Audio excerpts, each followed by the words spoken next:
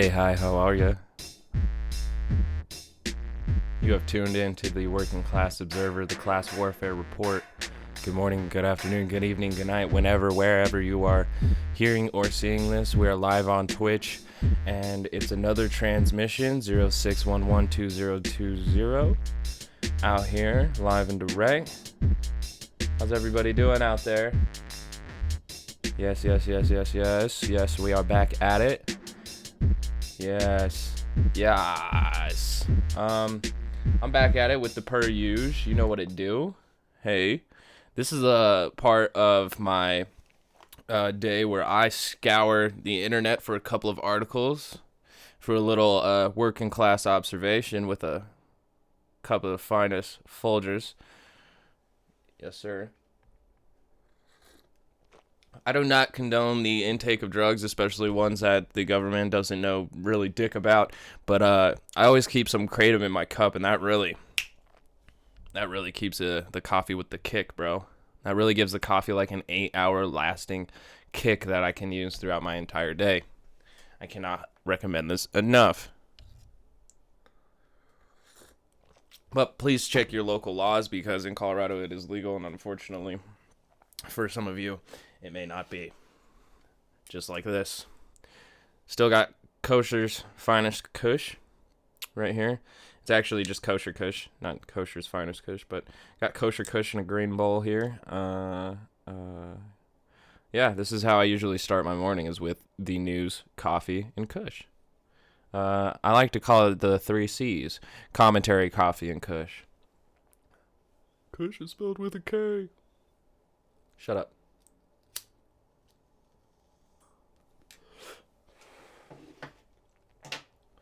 So if you have the means to get these things while you pull up a chair on this, please do so. If you don't, enjoy what you can. You know, enjoy what you can.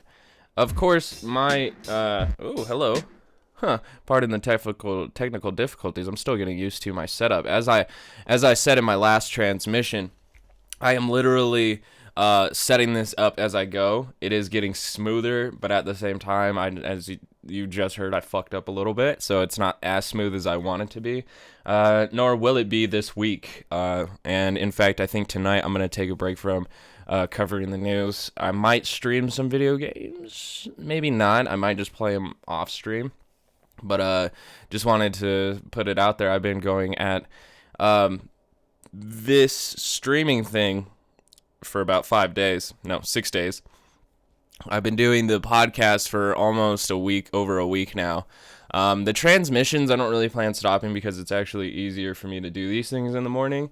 It's the later night ones. You know, I'm getting close to burning myself out, getting pretty close to it. And I enjoy this. Don't get me wrong. This is a type of work play for me.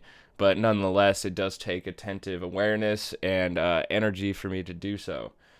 So I do like what I'm doing. I wouldn't do it otherwise, and honestly, nobody asked me to do this.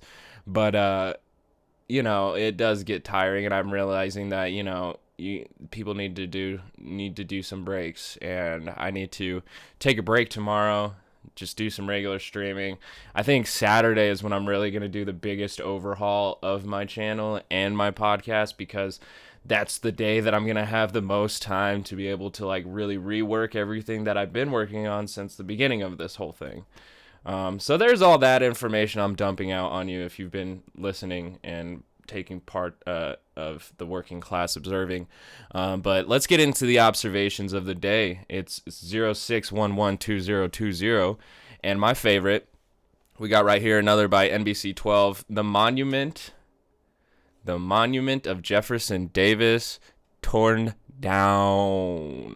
So you remember not too long ago, around the time that Charlottesville had its Nazi march, protesters or left-wing groups, left-wing activists wanted to take down these statues of racists because our founding fathers were racist, and maybe we should connect with how we display our commemoration of them. You know, maybe saying a statue isn't as historical as you want it to be. You tend to only put statues up of idols, and I actually am pretty sure we're breaking a rule here of the Bible. But that's because America isn't as Christian as it is liberal. And conservatives can argue about that, but conservatism in America seems to be more of a branch of what liberalism once was, search your feelings liberalism. But rather than chasing, what you want, it's more about kind of feeding desire in a different kind of way. You can feed desire and you can also gift desire. There's different ways. I don't feel like since I've started school or since I was born that anybody asked me what I truly wanted to do and then allowed me to do it. They always asked me what I wanted to be in 10 years, because apparently that's when I got to do what I wanted to do. But, I don't know. Let's get on to more important news than that. And if you haven't listened to this podcast before, I deal with morning allergies and I fucking hate it. It should be going away here pretty soon, but I am still dealing with these. Maybe I should take the necessary precautions here. Yep, close that window. See, as I said, I'm still working on prepping this. This is a shit show, but it is a shit show for the masses because none of us are perfect. Am I right? Am I right? This is humanity revealing its vulnerabilities to you. Please listen. Please participate, because I'm trying to figure out what this channel exactly is. I know it's a syndicalist, but we need freedom of association. If we don't have that and you're forced to be here, then please feel free to leave. All right. So NBC 12 here reports from Richmond, Virginia. The monument of former Confederate President Jefferson Davis has been torn down by protesters. The statue was brought down late Wednesday night along Monument Avenue. Looks like they had a little bit of live posting on it. Live video.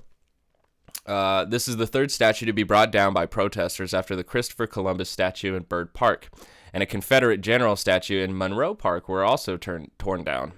The Christopher Columbus statue was ripped from its foundation, spray painted, and then set on fire before being tossed in the lake. I did cover a little bit, just the headline yesterday. So that beautiful. A large crowd gathered around and sang as crews removed the statue from the road and drove away. Richmond police had been at the scene since it came down around 11 p.m., but now have cleared the area. Hopefully they cleared it peacefully. Here are more photos of the Jefferson Davis statue pulled down.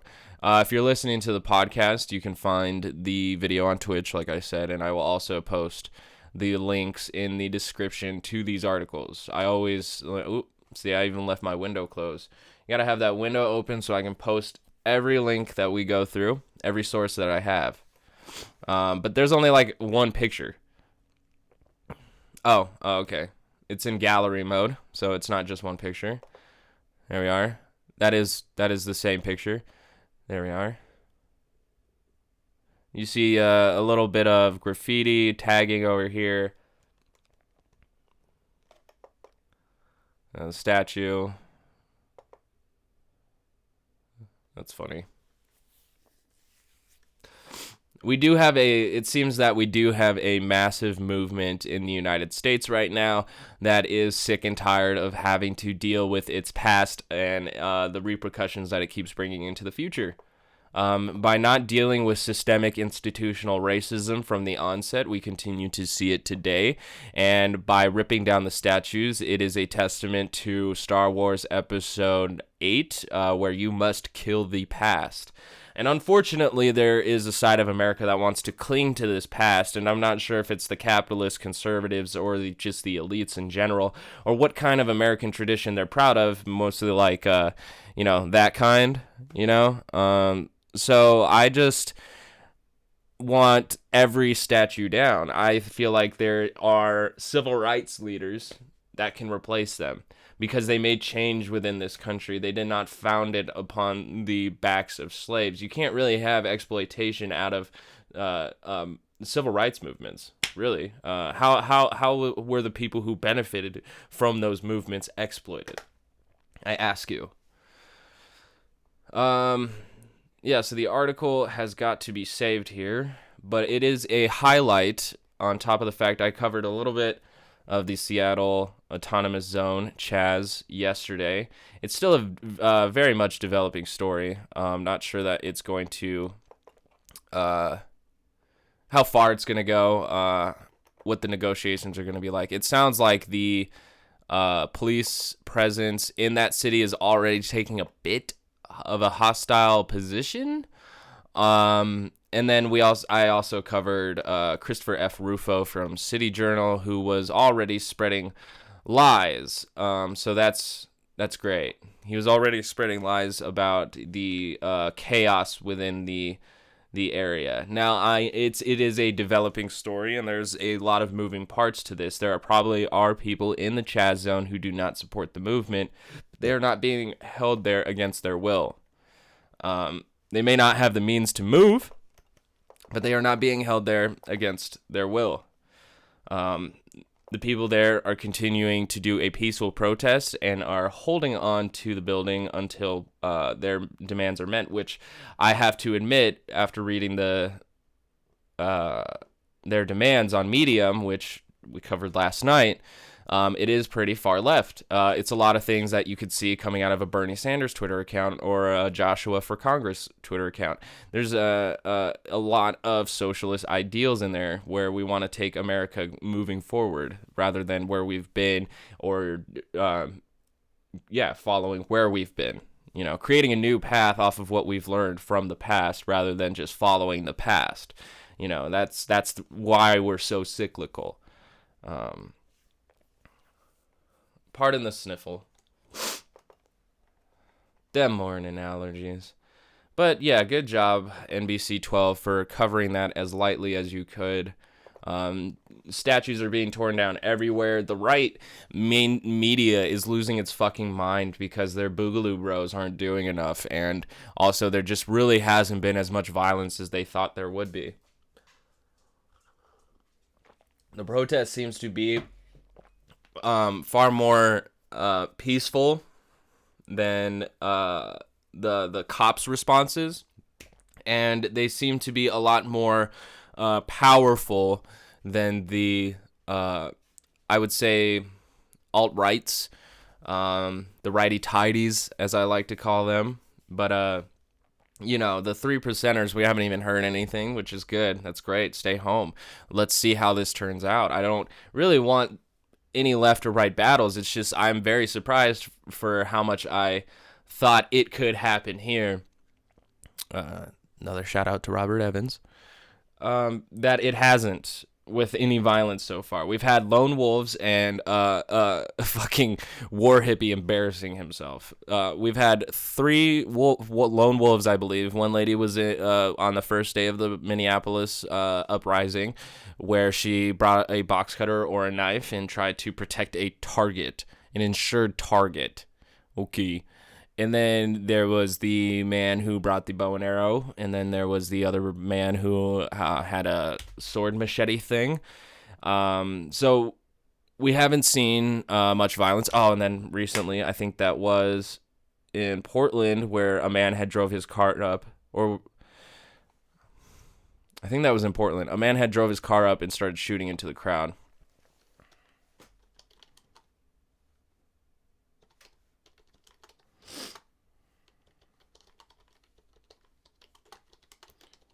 Got to do some confirmation. Jamie, can you pull that up? It was Seattle protests, actually. So there's been like lone wolf incidences, but they're not organized like this left movement is. This left movement is so it's decentralized, and yet somehow it is extremely centralized. And here, posted in Reddit here on the Our Anarchism page, Capitol Hill Autonomous Zone Educational Movie Night. That's pretty cool, watching documentaries. I'm not sure how many kids were there or how many people hadn't seen the documentary already, but I like a community that can come together and watch documentaries in front of a abandoned cop building. A lot of this just gets my titties hard, and I can't express how much out of my my monotone voice how awesome this is. It's awesome. Again, it's not going to last forever. It could get better. It could get worse, but it is something to behold at the moment because it is historical. How much more historical it becomes completely depends on the American people.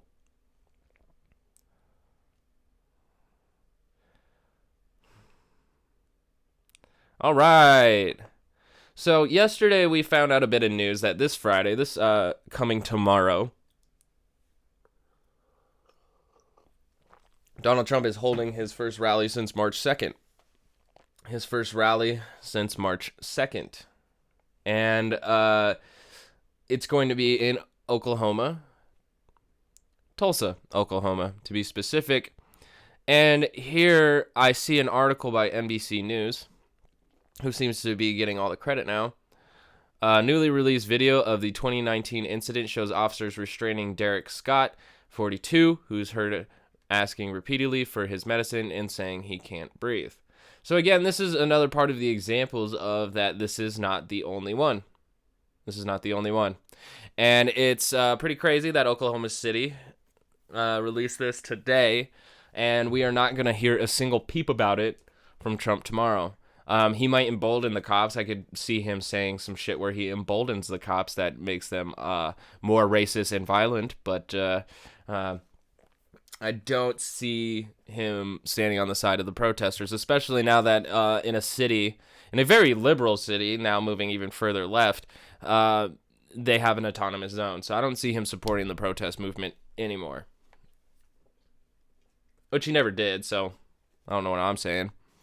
One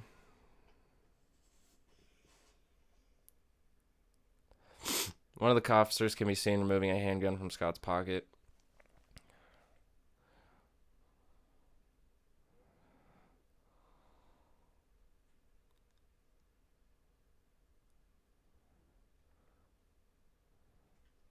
This is the same excuse that you get from George Floyd here. It did not result in fatal trauma. It was significant factors that contributed to his death, including physical restraint, recent methamphetamine use, asthma, emphysema, and heart disease. He was not healthy enough to be restrained by cops in the way that they are restraining him. Winthrop attributed Tipton's comments to the heat of a conflict. You mean the heat of battle? Has he been to Bulletproof Warrior meetings? Seminars, I guess they're called. Local activists and Scott's relatives have challenged authorities because you should always challenge authorities. What is that flag behind me, bruh? That's fire. That's some fire right there. Don't take no shit. Just understand the officers are fighting with someone at that point. I haven't watched the video yet. I'm not sure I wanted to read this whole article. We definitely have to be paying attention here. It sucks that I can't breathe, Oklahoma man tells police. Rather than I can't breathe, Derek Scott tells police before dying, I don't care, officer responds. I don't understand why, at this point, when it is very important to get the names of every victim of police violence, why we say Oklahoma man, Seattle man, because we can see the name and then eventually find out what state. Or you can do it how you put up like a fucking politician. You put up the name of our said victim, R.I.P., and then you put in little parentheses what state they're in. And if you want to, you can put their political party with a dash, but like that's not important, so we wouldn't put it there. What's important is that we know who this man is. We need to know the victims more than we need to know the victimizers, the demons, who we should be demonizing. But I mean, you don't know. I don't know. Oh, wait, that's right. We live in an institutionalized, white supremacist, racist, misogynist, oppressive machine that really has been trying to build the oppression in your mind rather than actual force. But now it's going to need a little bit of both if it's going to ensure that the one that's in your mind sticks. But, I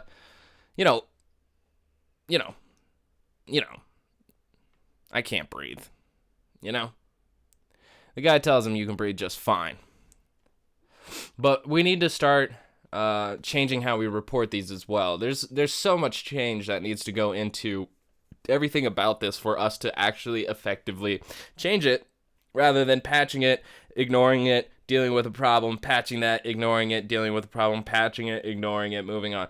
You know, that's basically how we move along with almost every issue that we face. If it's systemic, for sure. Let's watch the video.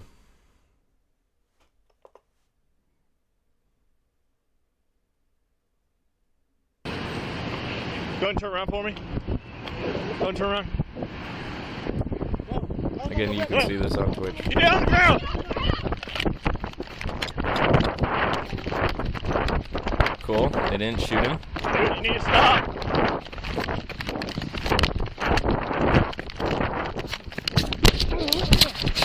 Back in May of 2019, Oklahoma City officers trying to detain Derek Ali Scott after receiving this call to 911. He's pulling out a gun on a guy parked on the parking lot. When police respond, I don't care. Okay, well. get your hands behind your back! Yes, ma'am. Get your hand out of your pocket. Give me. No. Okay. Okay.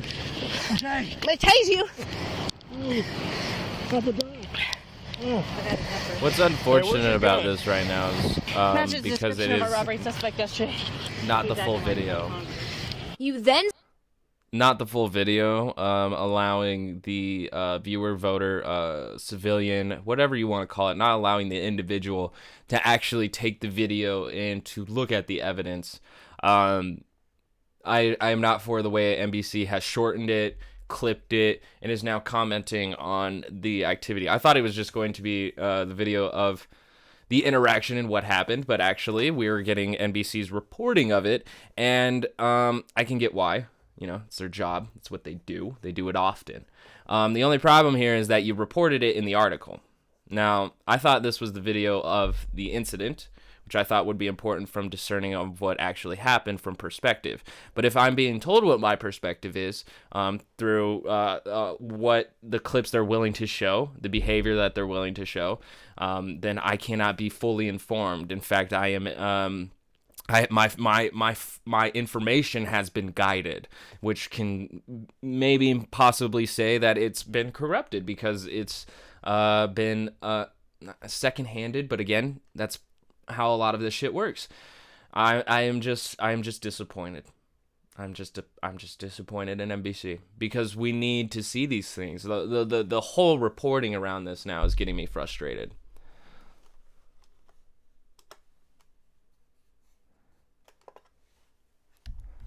Oh. It doesn't work like a YouTube video. NBC officers confiscate a gun.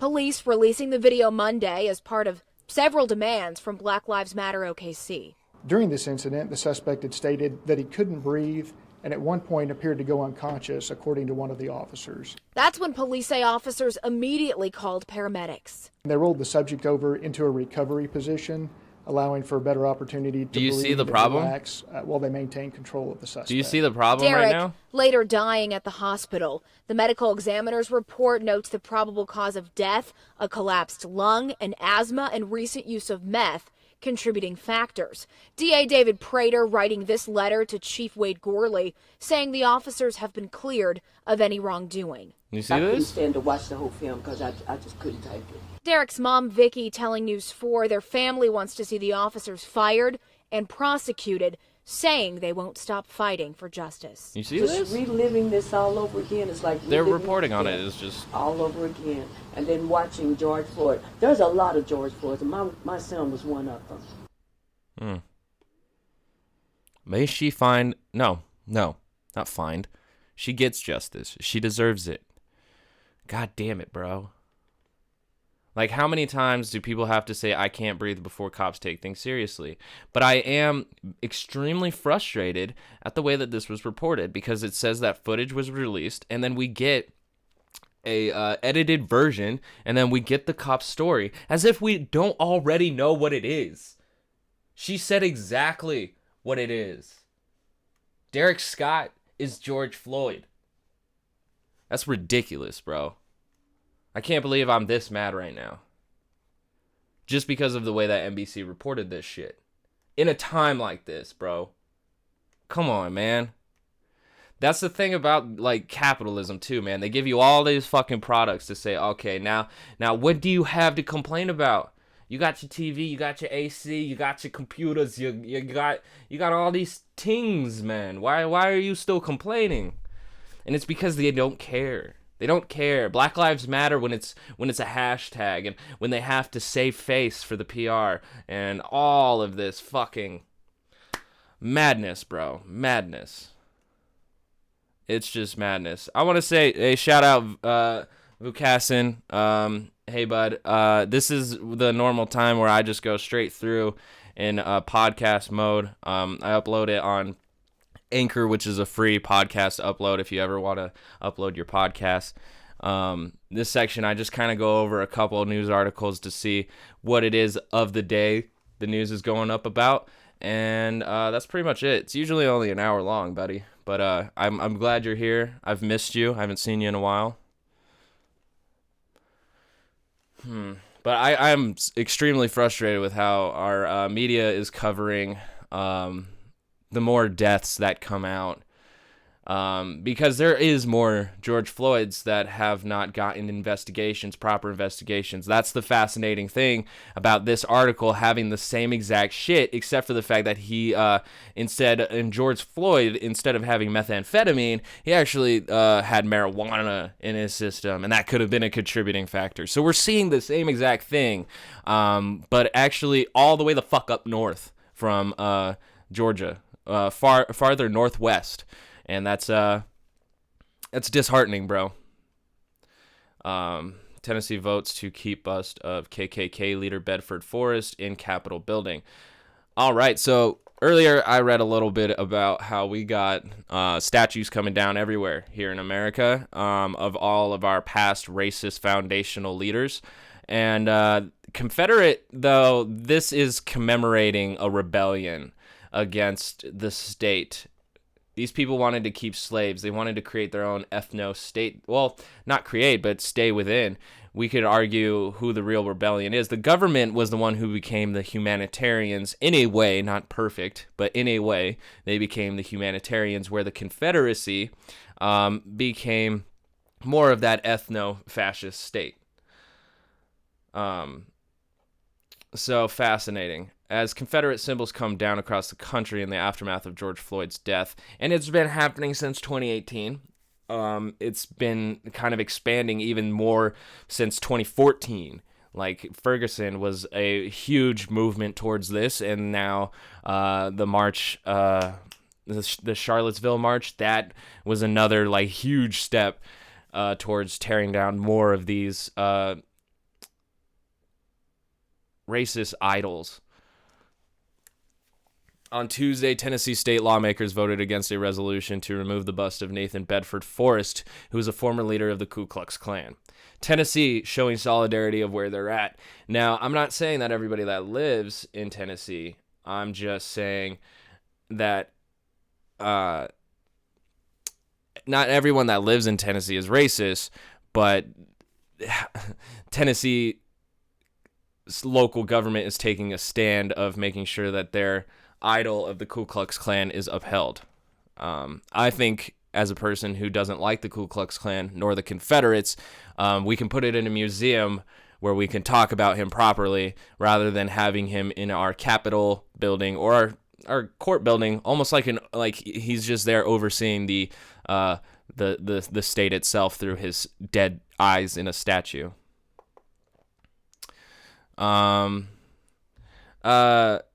Vukasin, I'm usually going to be on around 7 o'clock at night for more of the discussions. There is more of a systemic policing problem where we have to figure out especially with the Bulletproof Warrior seminars, and a lot of police training. But there is deep-seated racism within the United States system itself. It's systemic. It's institutionalized inside all of our minds, whether we want to admit it or not.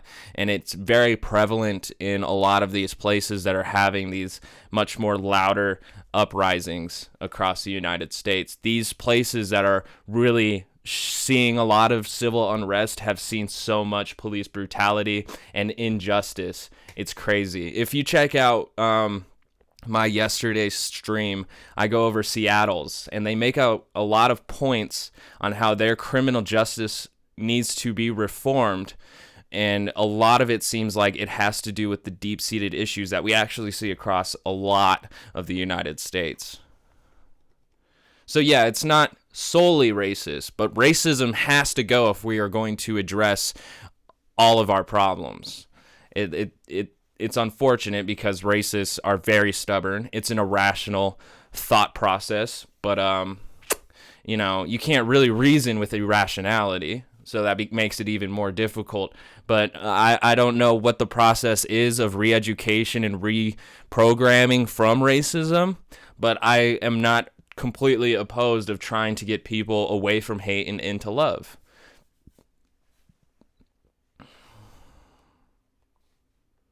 Off-duty LAPD officer acted outside department policy in deadly Costco shooting. See, and it's not necessarily even on-duty cops. It's the atmosphere that even the cops produce it tends to churn out just violent people.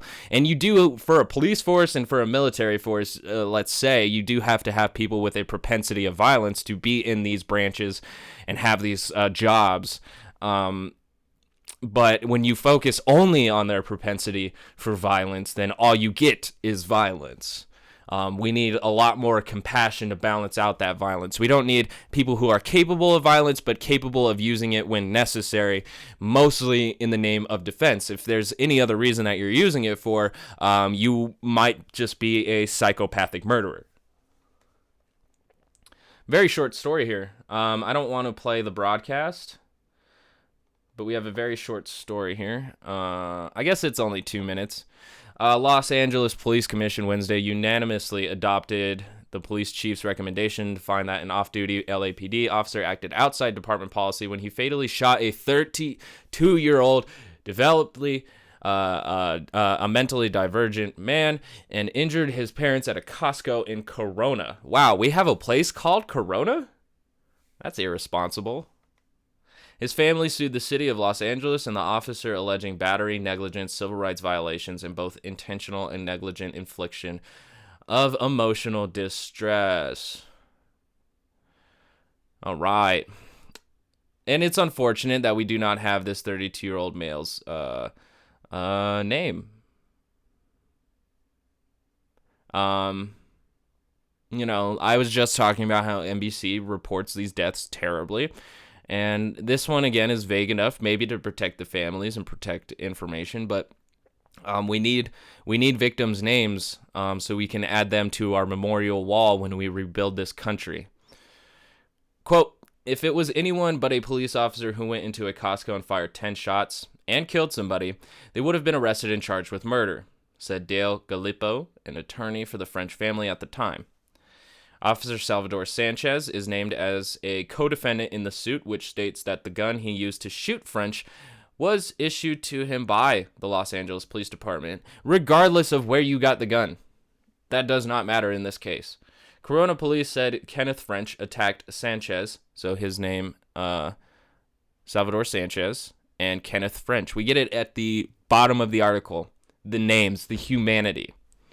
Without Kenneth French, the slain, attacked off-duty officer Salvador Sanchez without provocation inside the store on June 14th, and that Sanchez was holding his year-old son at the time.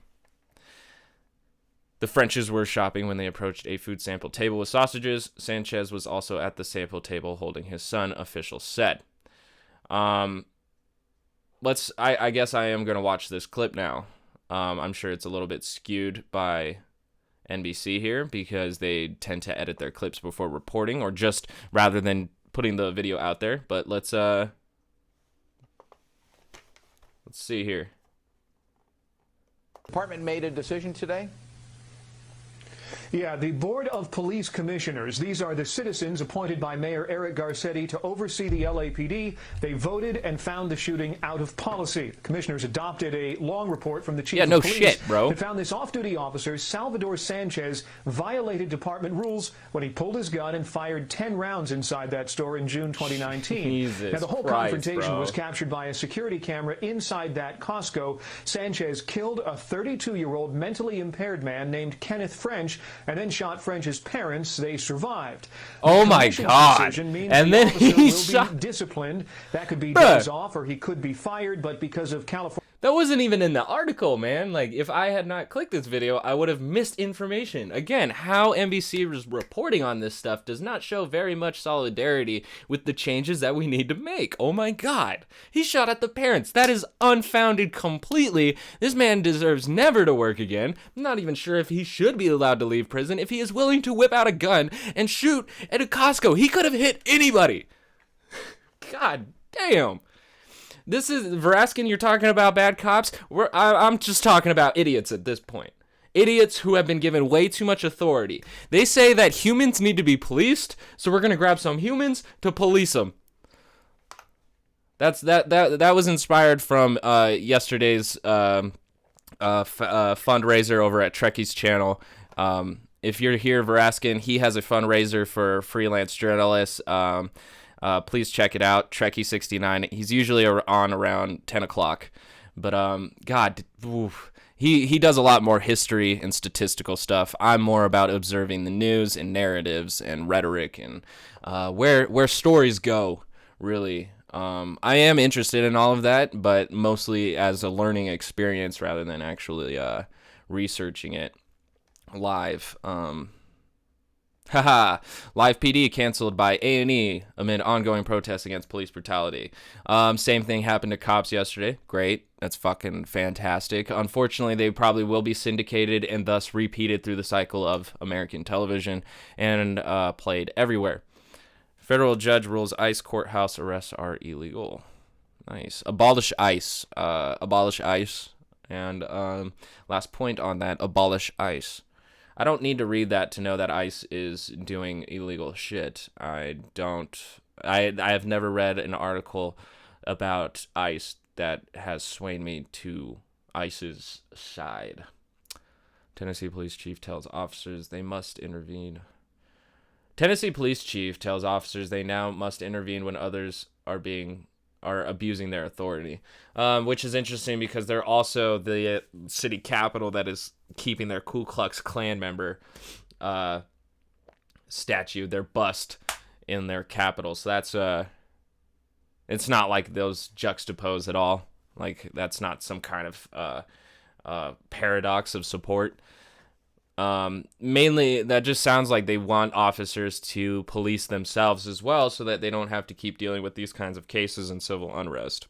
Again, this is patchwork. We need real systemic fundamental change in our policing and our justice system. Every point that the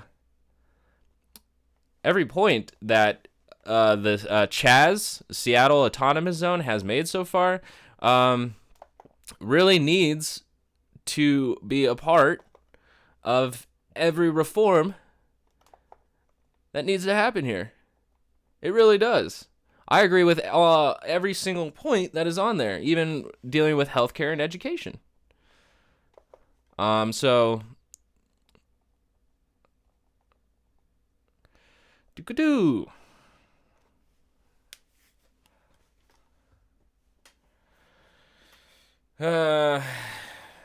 Portland police has been breaking its own rules.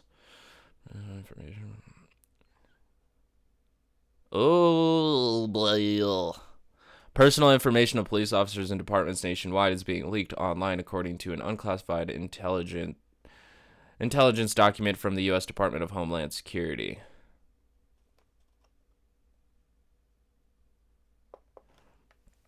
I just want to check this one out real quick. This is a report by the AP. Big newspaper the AP is.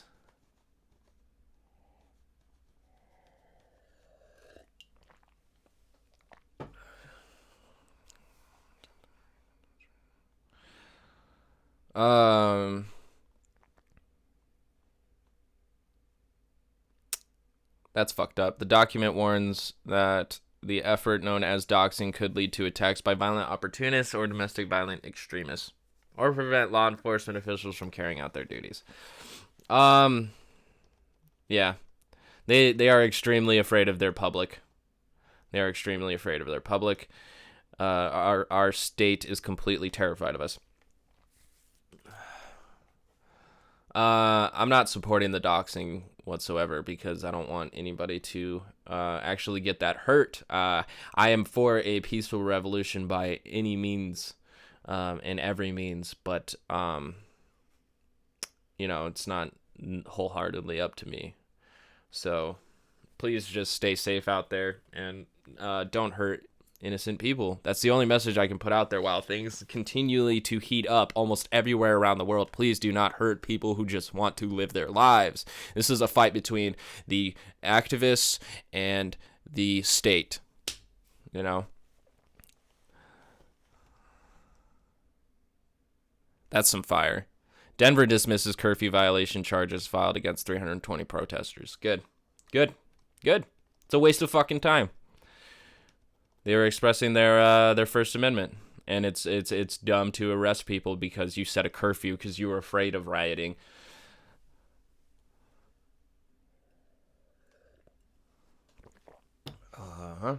And AP News has another video, appears to show police punch tase black man who died. Again, we're not reporting it right. It really should say video appears to show police punch tase, insert name here, who has died. I don't like the black man. I don't like Oklahoma man. I don't like 32-year-old man. I don't like these adjectives that we apply to a human being. How we report on this is going to be just as important as how we change our judicial and policing systems. So AP News, NBC News, all you mainstream newsers, please get to work on fixing your shit because I'm tired of reading it like that. It's not only gross, but it's just so disheartening, and it stabs my hope heart. AFL players take a knee for Black Lives Matter at season restart blockbuster game. Good. City Council approves budget. City Council approves to do the opposite of what hundreds have called to defund. Not sure that it's really hundreds.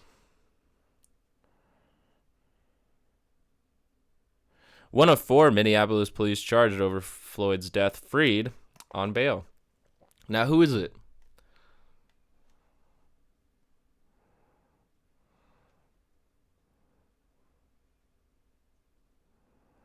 The former police officer released Thomas Lane, 37, who had been held on $750,000 bail, was freed from Hennepin County Jail. Sheriff's Office records showed. How did he cover $750 million bail? That's wild.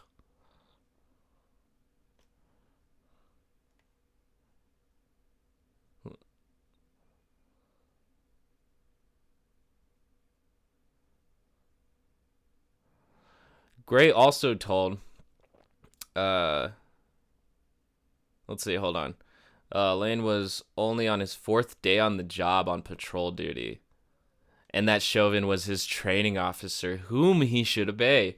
Again, this does have to deal with how we change our policing right here. Because obviously Derek Chauvin was not the cop to train anybody. And again, shouts out to Robert Evans, one of the greatest journalists of modern times. And It Could Happen Here, he discusses with a police chief who really reforms the whole way that we train our cops out when they leave the academy. And I can't agree more that we need people who are not as jaded as career cops, which Chauvin is. Chauvin is a career cop. He's been on the force for multiple decades. And he also has a laundry list of abuse and offenses and a couple murders. And this is the only first one that he's actually been charged with. And so maybe Chauvin was not the right guy to teach this officer on his 4th day of duty, which he wouldn't even had spend his just 4 days with this officer. It could have been anywhere from a month to a year, depending on how well this guy did or whatever their department rules are. So taking that into consideration, again, this is showing that it's a policing problem, not just a racist problem. But in order to fix all of these things, we do have to address the white supremacy in America and how it affects the policing and why we need to change the policing so that we can avoid more white supremacy and, in fact, class supremacy. This is, of course, the police force is not only here to govern the black and brown people, which I am one of, but also to make sure that the poor people behave. It's always about class warfare. The racism is only to make sure that the poor people stay divided and also justify the things that the horrifying imperialism, colonialism things that the state does. What was my client supposed to do? Follow what his training officer said. Ha ha ha ha ha ha ha ha ha ha ha. Yeah, that didn't work for the Nuremberg trials, bro. Like, no. Sorry, man. If we let this pass, we're already setting that precedent before the Nuremberg trials. This man should be charged. He needs his own moral compass. People need their own moral compasses. You shouldn't have a department like Tennessee saying that they need their cops to start intervening, because you should have had that in the first place. There should have been a human heart inside of these cops that said, this does not feel right. So, yeah, they can't use the Nuremberg excuse. Oh, I was just following orders. I was just following my orders.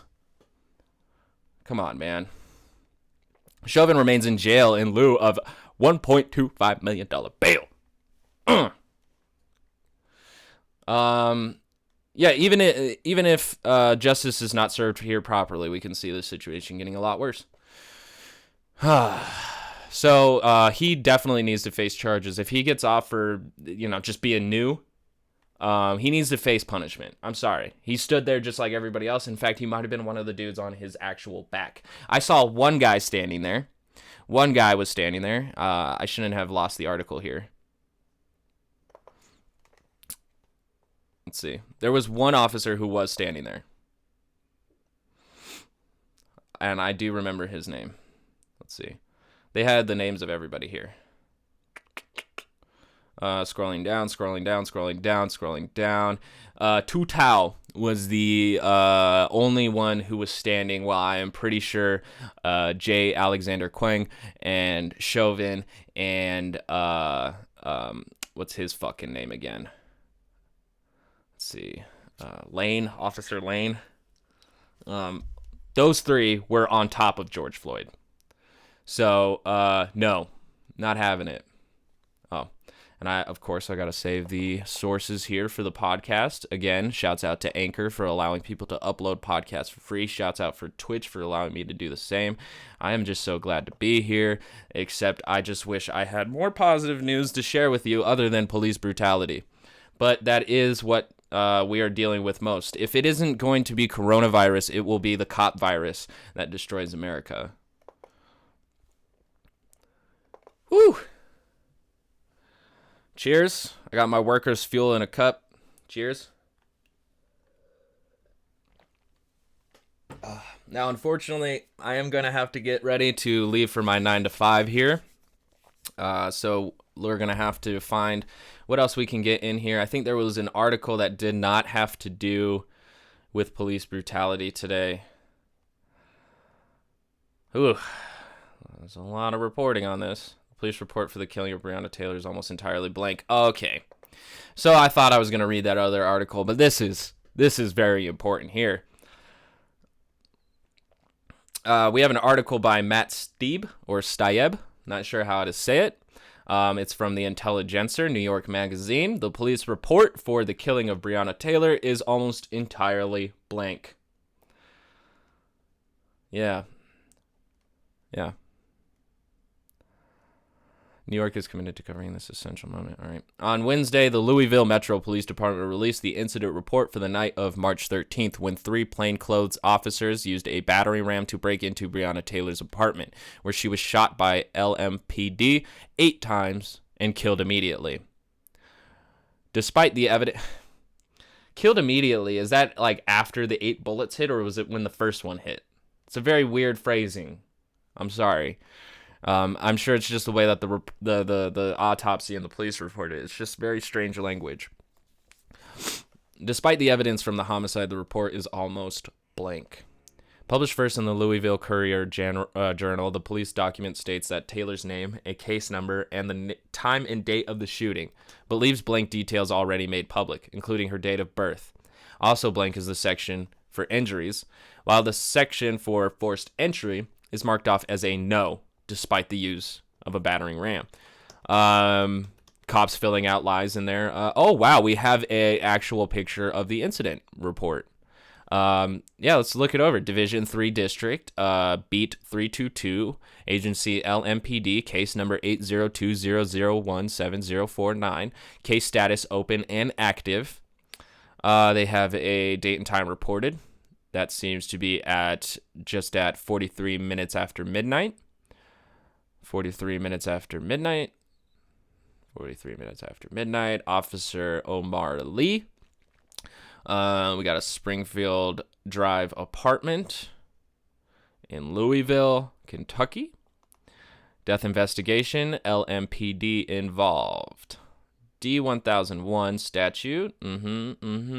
Weapons used were a handgun. Forced entry is marked as a no, so we know that is a lie. They did not fill out premises entered. They did not write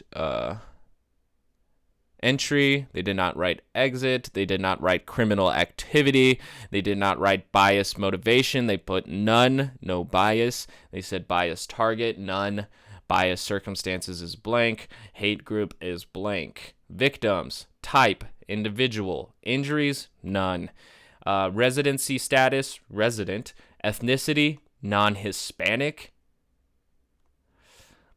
Her name was Breonna Shaquille Taylor. Race, B. Sex, F. Date of birth is blank, but her age is 26. Address blank. Employer name blank. Victim of crimes 1. And the rest is blank. Oh, there's so much more that they were supposed to fill out. They have the offenders' names, the officers' names here. They did not fill out any injuries to themselves. Nope. Nothing on the cops there. Though the Courier Journal is suing LMPD for the release of the department's investigative file of the shooting, much is already known about the homicide. According to the Courier Journal, officers executed a no-knock search warrant around 1 a.m. on March 13th, forcefully entering the 26-year-old's home as part of an investigation into 2 alleged drug dealers who lived over 10 miles away. Police allege that Taylor accepted USPS packages for a former boyfriend, though the Louisville postal inspector told the local Fox affiliate, WDRB, that, quote, no packages of interest were sent to her home.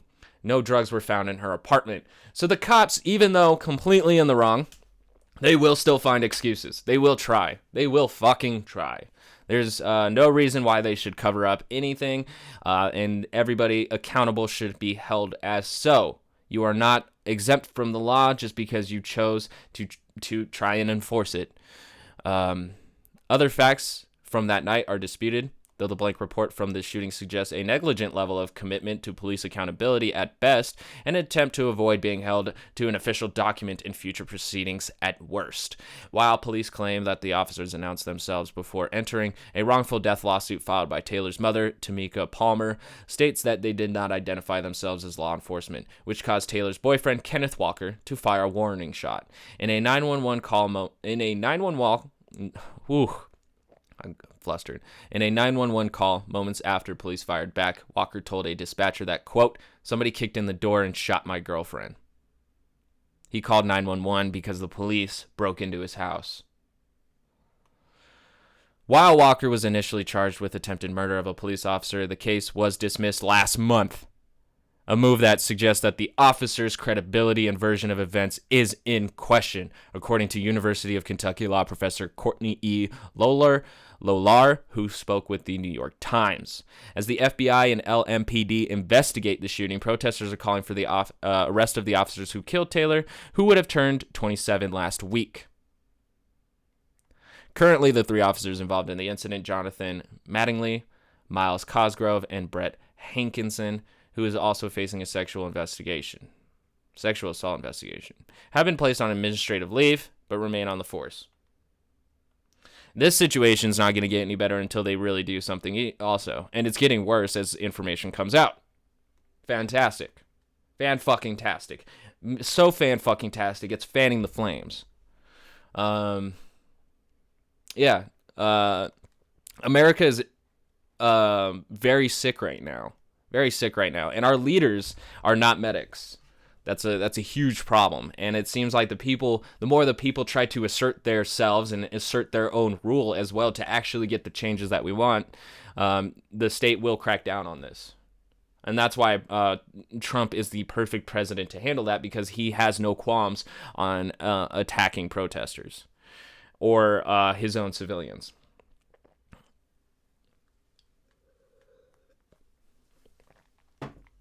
Biden, on the other hand, would have to make a lot more concessions, but I'm not sure he would be able to make all the concessions he would want without the response of, let's say, righty-tighties, and I don't know what form that would take either. I don't know if it would just be school shootings, because that's the only way that they protest the system.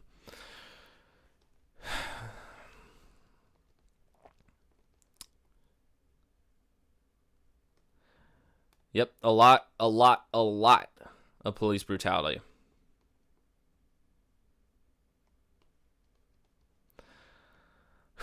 Here's a headline from CNN. All Lives Matter protests reenacted George Floyd's death as Black Lives Matter march went by. I really can't even...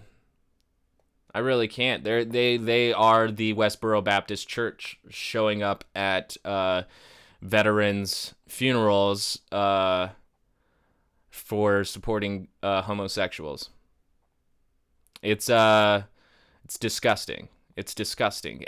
They don't challenge power. Their protests, they think, are punk, but really they don't challenge power whatsoever. All they do is assert the ideas, the exact symptoms that we think that the system creates, and they manifest them, they personify them in their astroturfed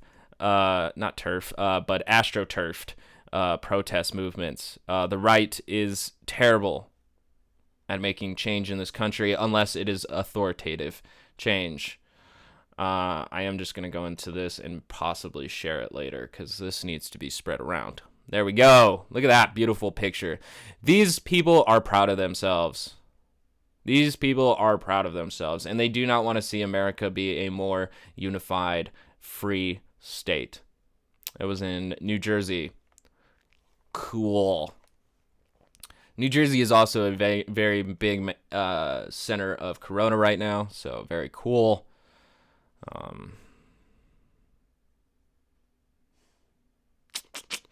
Yeah. 7 Los Angeles officers removed from their field duties after using excessive force during protests. All right. So we get these little tiny concessions from the state. Again, it's that patchwork to kind of save face, so that they don't get caught slipping, so that the mask doesn't slip off too hard. But it definitely is showing itself by these minimalist actions, while we just keep seeing what is really behind the mask, which is an ugly police state that is also plagued with racist and classist undertones.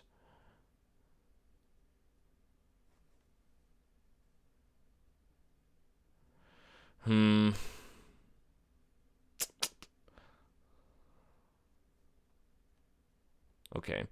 I'm not even going to read that one. I'm just kind of scrolling now at this point to see if there's anything new developments that I might want to get on top of here before hopping off to the 9 to 5, but I am not seeing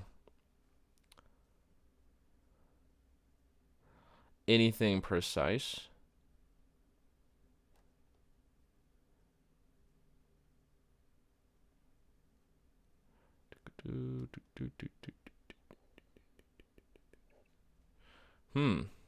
Yeah, there's still a lot more going on that I'm not too familiar about because most of it's just about police brutality. And it kind of makes me wonder too whether or not if Reddit is kind of fanning the flames. But, if I was a Republican, maybe there would be more conservative news on my feed rather than liberal. I don't know how the algorithms work.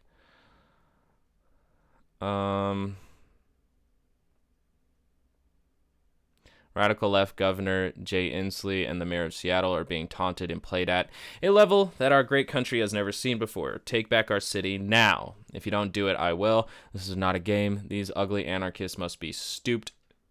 Immediately move fast. Yep, there's the response that I had expected from Trump coming out at 11:01 p.m.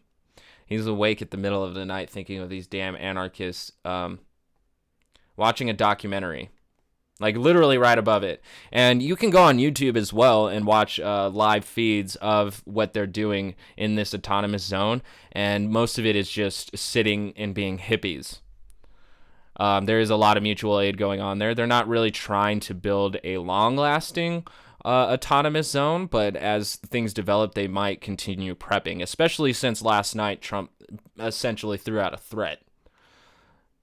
So there's something to note.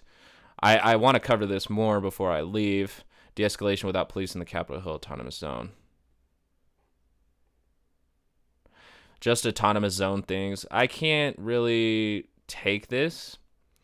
They are housing homeless people since they do have a lot of empty buildings there. I don't want to read this specific paragraph or story because I'm not 100% sure of its validity. I'm sure it's very heartwarming, but I do not want to read anything that is just merely, unsourceable propaganda. So, Daryl Davis attended KK rallies as a black man. He befriended the members and convinced over 200 to leave. That's what I was saying earlier, is that I don't necessarily believe that all of these irrational racists are lost. It's just trying to figure out how love can replace the hate. So that's Daryl Davis is more than inspirational. He is the Black John Brown, the abolitionist of racism.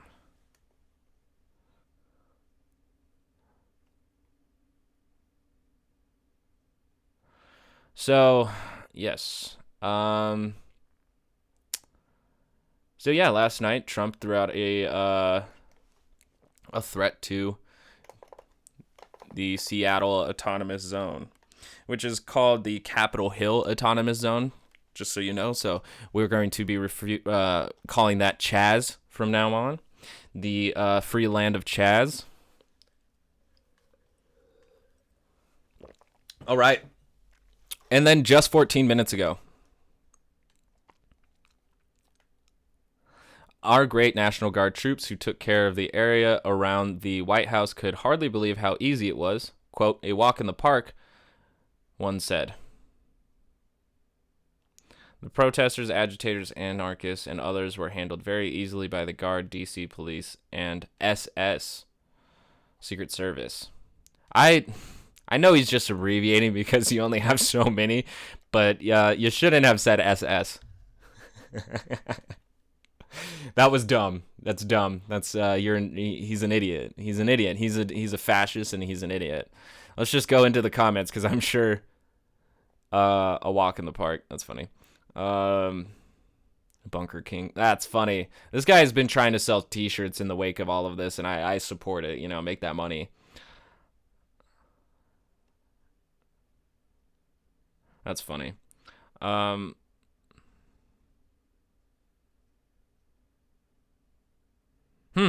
might have developed last night in Portland as well. Portland is very liberal and anarchist and socialist in a lot of ways. It's very left-leaning, which also means it has a lot of alt-right leanings. But I can't see them also becoming an autonomous zone until their demands are met as well. I really thought it would be Minneapolis, but I think it actually might spread to more towns, making it harder for the president to govern all of these areas. He's still going to try, though. Andy Ngo, on the other hand, is spreading disinformation. So I'm not sure if they really are trying to build an autonomous zone. I think he might be just using that because of what happened. 72 hours after the establishment of the Capitol Hill, there are apparently already food shortages. The homeless people we invited took away all the food at the Capitol Hill and autonomous zone. We need more food to keep the area operational. Please, if possible, bring vegan meat, substitutes, fruits, oats, soy products, etc. Anything to help us eat. I don't necessarily believe this tweet at all. It's a screenshot. Doesn't make it very real.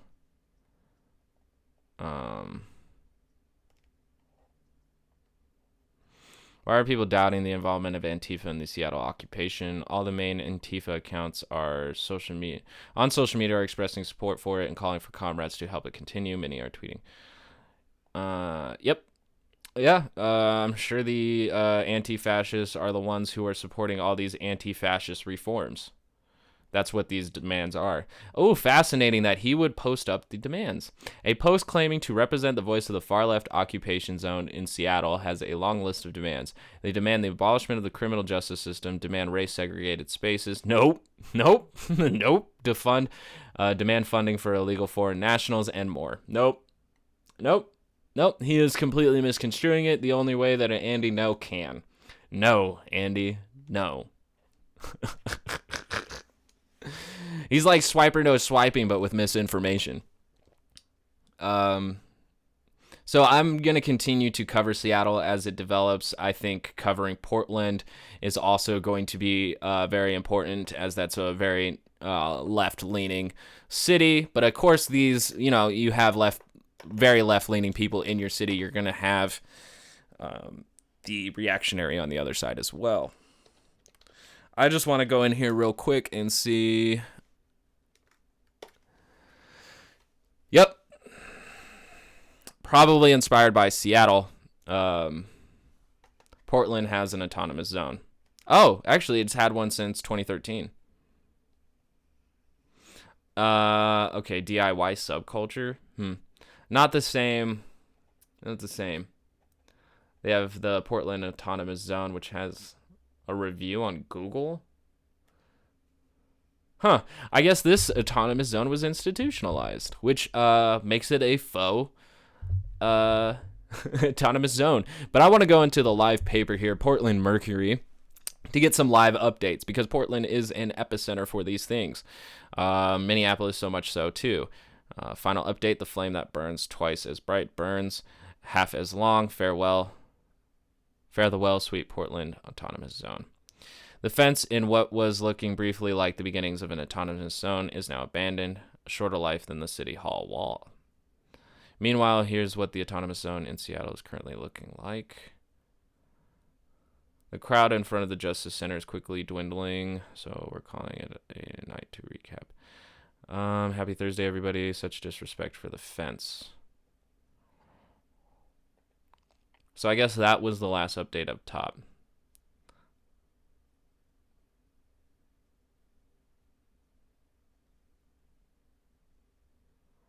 All right. So I don't know how the protests are really shaking out there. They might have tried to build a wall to keep certain people out, but so far we are not seeing any autonomous zone being developed in Portland. Seattle seems to be the epicenter for that.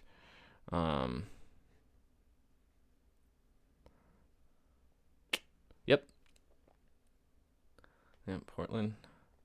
So I need to find a way to be able to keep up with all the protests. I don't know if you guys have a way we have to figure out a way that we can streamline every update from all of these protests, because that's actually going to be the importance of even showing solidarity that Seattle make sure that their demands are met without violence as well. I'm going to be posting this on my Twitter because important.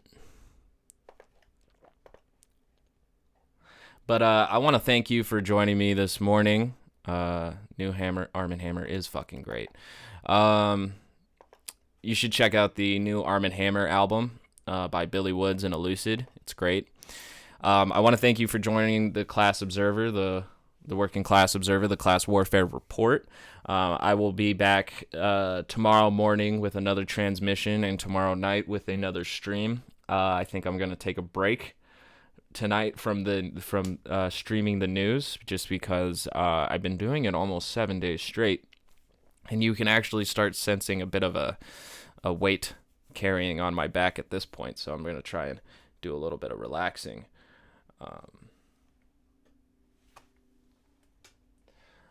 So I hope you all stay very revolutionary and safe at the same damn time.